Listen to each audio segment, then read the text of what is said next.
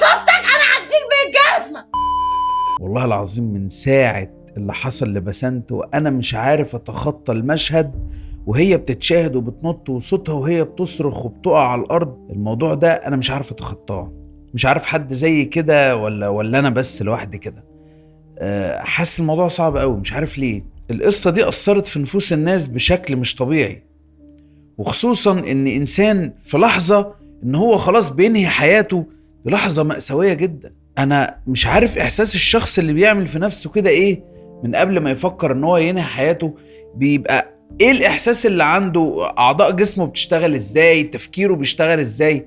أنا صراحة ربنا مش عارف. أنا عن نفسي مش عارف أتخطى المشهد بتاع بسنت لما كانت بتنهي حياتها. واضح ان بسنت كانت بتعيش مأساة صعبة جدا، وكانت بتعيش حياة يعني ضيقة قوي. يعني الموضوع ما كانش متوقف بس على ان هي بتقابل مشاكل مع طليقها او بتقابل مشاكل مع اهله او كل الكلام اللي احنا بنسمعه على السوشيال ميديا ده. الظاهر كمان ان بسنت كانت بتقابل مشاكل في الحياة اللي هي عايشاها مع اولادها عشان تعرف تربي اولادها وتعرف تصرف عليهم وتعرف تعيش. الموضوع ده كان عاملها أزمة نفسية فوق الأزمات اللي عندها كمان. ونزلت تسريبات واتساب بتبين إن بسنت كانت بتقعد تتحايل على طليقها علشان خاطر يبعت لها مصاريف لأولادها علشان خاطر تقدر تعيشهم، بس تعيشهم، مش هنقول لكم يعيشوا في رفاهية. دي صورة جوز بسنت، ودي المحادثات اللي كانت ما بين بسنت وما بين الوسيط اللي كان مفروض ما بينها وما بين جوزها عشان خاطر يصرف على اولاده. انا بس عايزه اسالك سؤال، يعني انا عايزه اسالك سؤال.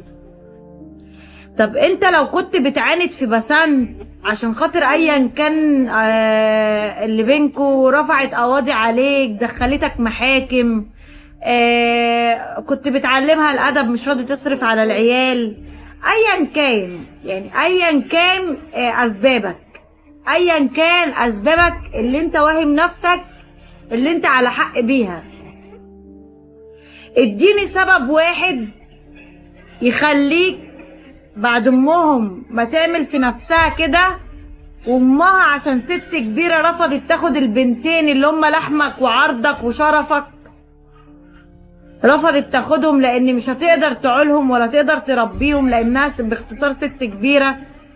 اديني سبب واحد يخليك ترفض تاخد بناتك، اديني سبب واحد يخليك ترفض تلم لحمك، اديني سبب واحد يعني اقنعني بيه ان انت يعني ايه ترمي لحمك في الشارع، يعني ايه وصل بيك الامر ان انت ترمي بنات زي الورد زي دول عليهم العين في الشارع، مش فارقلك انت ملتك ايه؟ يعني انت ملتك ايه؟ انا عايز اعرف بس، انت تعرف حاجه عن الشرف؟ سمعت حاجه عن الكرامه قبل كده؟ سمعت حاجه عن النخوه قبل كده؟ عدت عليك الرجوله وكده؟ يعني شميت ريحتها اصلا؟ يعني ايه يا راجل تاخد بناتك؟ انت اللي زيك قسما بايات الله لازم كده يعني يتعدم في ميدان عام. انت اللي زيك يعني لازم يتعدم في ميدان عام عشان تبقى عبره كده لكل اب يرمي عياله، عشان الواحد يعرف ويتعلم لما يجي يطلق مراته هو ما بيطلقش ولاده، هو ما بيرميش ولاده. ولادك دول انت خلفتهم وانت ابوهم ومسؤولين منك غصب عنك بمزاجك او غصب عنك، هم اولادك ومسؤولين منك وتصرف عليهم غصب عنك مش بمزاجك. يعني ايه راجل تاخد بناتك؟ انا مش مستوعباك، انا مش قادره استوعبك، مش قادره استوعب ملتك. يعني ايه راجل تاخد لحمك؟ يعني ايه قبلت على نفسك ان انت ترمي لحمك في الشارع؟ حسبي الله ونعم الوكيل فيك. الهي يترد في صحتك، الهي يا رب بحق جاه النبي اللي عملته في ال3 ولايه يقعد لك في صحتك، يا رب بحق جاه النبي يا رب. وكل دعوه ست محروقه على بسنت تدعيها عليك تقعد لك في صحتك، بحق اللي عملته في 3 ولايه ببناتك ومراتك يقعد لك في صحتك. ربنا يجعلك ان شاء الله تبقى مسخه قدام العالم كله. سيبك بقى من اللي انت عملته في بسنت واللي بسنت وصلت فيه بسببك، لا ده انت رافض تلم لحمك. انا ما اعرفش الكلام ده صحته ايه صراحه، ولكن ان هيوصل الحال كمان ان البنات دول هيتشردوا، مش هيبقى لهم مكان يروحوه. طيب خلينا نقول ان ام بسنت ست معذوره وست كبيره، لو هي ست مسنه يا دوب يعني تشيل نفسها. ولو ان انا شايف ان الاصلح للبنات ان هم يروحوا يتربوا مع ستهم، بس ماشي لو هي ست مش هتقدر عليهم، هما مش رضع يعني ممكن يمشي الحال والبنات يعيشوا معاها. طيب انت كأب المفروض انك تاخد البنات دول بقى وتحتويهم، ده المفروض. فانا مش قادر افهم البنات دول مصيرهم ايه. فمش كفاية عليهم صدمة امهم؟ البنات دي هتعيش عندها ازمة نفسية حادة. يعني لا، من كرم ربنا بقى عليهم ان هم بقى يعني ينسوا اللي حصل ده، ولو ان ده صعب يتنسي وخصوصا في السن ده من اصعب ما يكون. البنات دول هينسوا ازاي اللي حصل لامهم؟ هينسوا ازاي اللايف اللي منتشر وهيفضل موجود ومتوثق على صفحات السوشيال ميديا؟ ازاي هينسوا صوت امهم وهي خلاص في لحظاتها الاخيره وصوتها المرعب اللي كلنا مش قادرين ننساه؟ ازاي هيعملوا حاجه زي كده؟ طب وفوق ده كله محدش هيحتوي البنات دي؟ مفيش حد هياخدهم ويربيهم ويكمل تربيتهم ويربيهم تربيه سليمه ويحاول يعوضهم اللي حصل؟ والمفروض ان اقرب حد يعمل ده الاب. دي متعرضة لضغوطات من فترة، تمام؟ سنين. يا أم انتي ما جيتيش احتويتي ليه؟ يا أخت، يا جارة، يا صاحبة، يا بنت عم، يا بنت خالة، يا زوج، يا طليق، ما رحمتش بناتك مرة ليه؟ اديك دلوقتي اهو المجتمع كله رفضك، ولو اثبت وان شاء الله يتثبت ان انت المحرض على هذه الواقعة قانونا انت المتهم الاول. قانونا، ده قانون الدنيا يا باشا. اصبر. ايوه وهي بترمي نفسها قالت انت السبب وانت اللي وصلتني للي انا فيه ده، فالست رمت نفسها، فانت المحرض الاول هتتحمس كلبوش كلبوش، ولو عشت في المجتمع ده محدش هيرحمك. فاستنى سجنك في الدنيا في الاخره هتتقابلوا، وهي قالت لك في الاخره هنتقابل. ضيعت نفسك وهربت من المسؤوليه فتره وحاولت تضحك عليها وتصعب عليها الدنيا، هي بسنت راحت للي احسن منها، منك ومن اي حد. انت بقى يلا عيش في الدنيا خايف من حساب ربنا، خايف من المجتمع، جوه السجن يالا، جوه السجن يالا، جوه السجن، جوه السجن يالا. مش استعفيت على ست وبنتين بناتك؟ استعفيت الراجل يا راجل، استعفيت على بنات وليا جوه السجن يالا. لو شفتك انا هديك بالجزمه. الناس محروقه من اللي حصل والناس عندها صدمه، مش بس اللي يعرفوا بسنت عن قرب، الناس بشكل عام عندها حاله غضب من اللي حصل. انا عايز اعرف حاجه واحده بس، انت كشخص اتجوز وخلاص قررت انك انت تاخد قرار الجواز بشكل عام، طيب حصل مشاكل ما بينك وما بين الانسانه اللي انت عايش معاها، ليه تحطها تحت ضغوطات؟ وليه تبهدلها؟ وليه تبهدل اولادها؟ وليه تتعبهم في حياتهم؟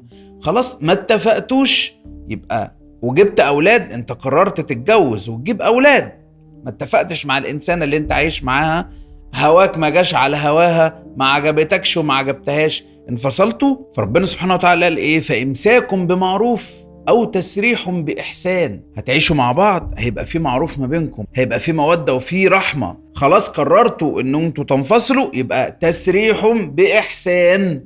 باحسان، ما قالش بقى لا باذى ولا بقطع نفقه ولا بقطع مصروف ولا ببهدله بني ادمه وبعيالها. انت الشقه اللي كانت قاعده فيها اللي حاربتوا عليها كانت قاعده هي فيها هي وبناتها، بتحاول تلم البنات، ودول بنات، دول بنات. البنات غير يعني لو صبيان نقول ماشي، لكن دول بنات. البنات انتوا عارفين ان هم تربيتهم في الزمن ده صعبة جدا، لو ما تربوش مظبوط وتلموا صح هيضيعوا، وخصوصا ان دول بنات بيتربوا ما بين اب وام ما بينهم مشاكل ومنفصلين. فحرام البنات دول يعني هيعملوا ايه دلوقتي؟ هيعملوا ايه وهيروحوا فين؟ ومين اللي هيلمهم؟ ومين اللي هيراعيهم؟ ومين اللي هيشوف التزاماتهم؟ تالين، نعم انا بحبك قوي. واحنا كمان. بحبك يا لولو. وانا كمان. بحبك يا توتي. وانا كمان. ايه الحلاوه دي؟ هاتي بوسه. وانت هاتي بوسه. هاتي قلبك. هاتي العيديه شيلها. والله العظيم انا مش صعبان عليا غير البنات دول، وحرام ان هم يتسابوا كده ويتلطموا في الدنيا. يمكن كان القشاية الوحيدة اللي هم متعلقين بيها كانت الام، ومن الواضح ان كان في حب كبير ما بين الام وبين البنات. للأسف بسنت اختارت الطريق الأسهل اللي هو للأسف خسرها كل شيء. أنا عارف إن هي اتضغطت وعارف كل ده، طبعا هو ده لا يبرر أبدا اللي هي عملته، لأن ده أولا في شرع ربنا من أكبر المحرمات ومن الكبائر قتل النفس.